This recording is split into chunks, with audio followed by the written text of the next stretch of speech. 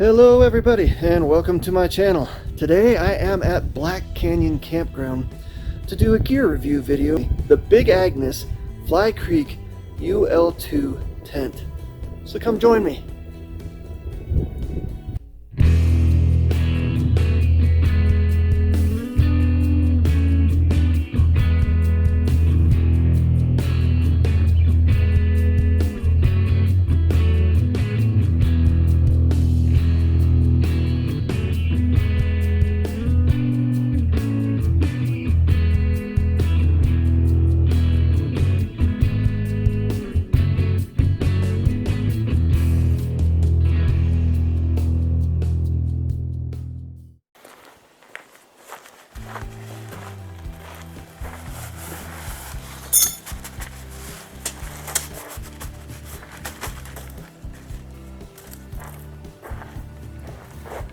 Okay, the Fly Creek is very intuitive to set up.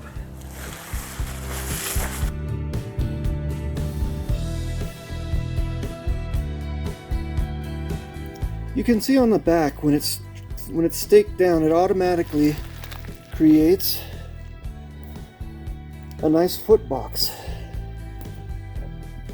Plenty of room for your feet down here. And then at the top, plenty of room to sit up for changing and that sort of thing.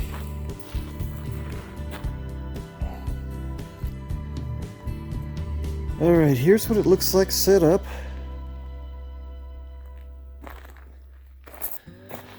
I didn't set up the guy lines either, so you can stretch the rain fly out a lot more.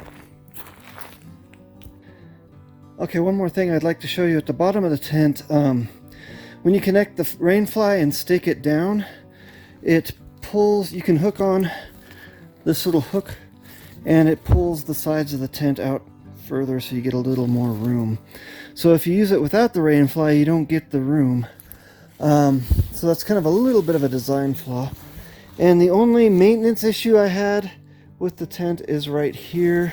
As you can see, this patch came unglued. I don't know if I can use super glue or what to put that back on, but it's to the guy line, and it's meant to also pull the tent out a little bit more and give you a little more room if you bring out the guy line. It's totally not necessary. Even in strong winds I haven't needed that, and that's another good feature of this tent. It's really good in strong winds.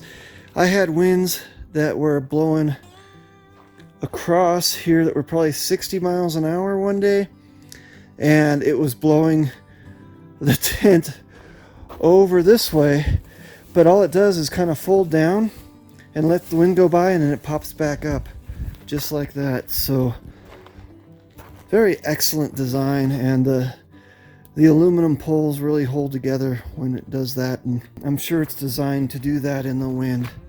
So that's another good feature. A good tent for windy conditions.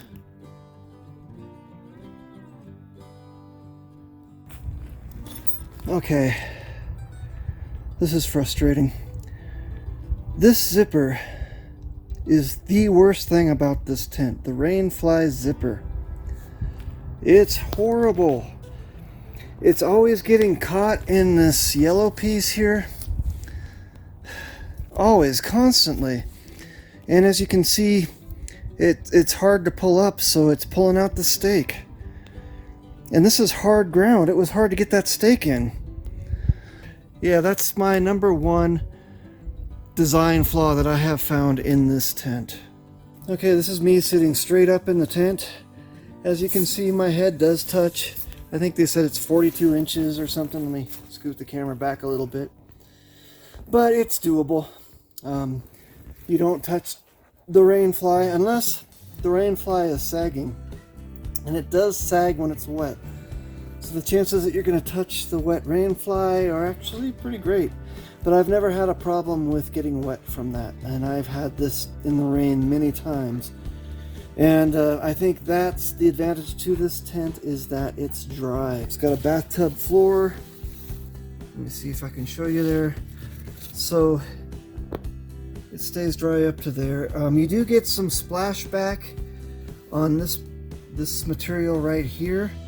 When it rains really hard, it'll splash up under the rainfly, put little black spots and that sort of thing on the inside of the tent. So that's something you need to be aware of. But overall, this tent kept me so dry in so many different really bad conditions. I don't know how many nights I've spent in this tent. Gosh, at least 20 probably. I would say maybe 2 were dry nights. And I never got wet inside the tent. My gear stayed dry. It's been a good tent in that respect. So right up here is the top mesh pocket. Worthless. Absolutely worthless. Whenever I try to put stuff up here, it falls out. It's like almost angled at the wrong angle. I have not had any luck with it. The 2 side pockets, the mesh pockets here and here, are great. And let me show you a neat feature about this tent. If you look up here around this mesh pocket, those are LED lights. This tent has a light system. However, if you look over here, this is where it connects, and there's a little battery pack that goes into that pocket right there. They call it their mountain glow feature.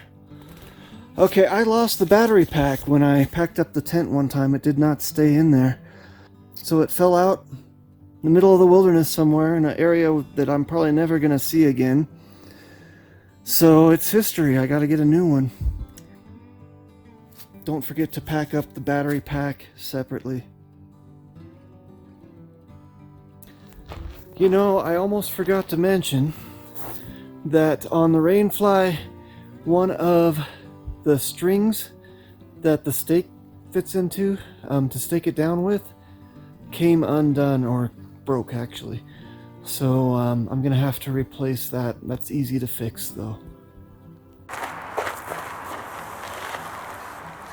Alright, so let's talk about the specs of this tent. The tent weighs 2 pounds 5 ounces. Sil nylon Rainfly. It costs about $350 on Amazon.com. It has 3 inside pockets, as I showed you. It has a mountain glow feature that you can buy on some of the tents. It fits well on its stuff sack. That's something I always look for in a tent. And I believe it comes with 6 stakes, although I had to kind of mooch another stake off another tent of mine to have enough stakes for all the guy lines. It did not come with enough stakes. I've used this tent at least 9 times on the trail over a period of about 6 months, and I've packed it over 100 miles.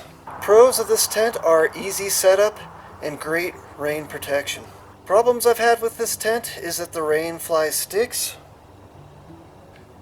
The glue for the attachment for the guy line to the tent came apart. I don't like the top pocket, and I lost the mountain glow battery pack out of it when folding it up, which is probably my own fault, I'll admit that.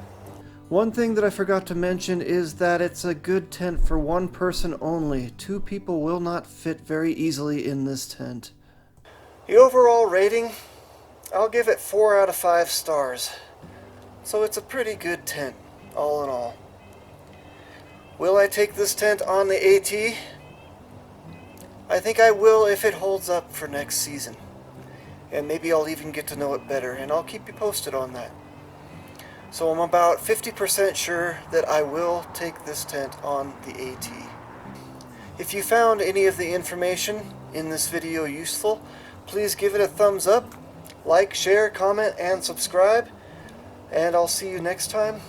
Have a good one.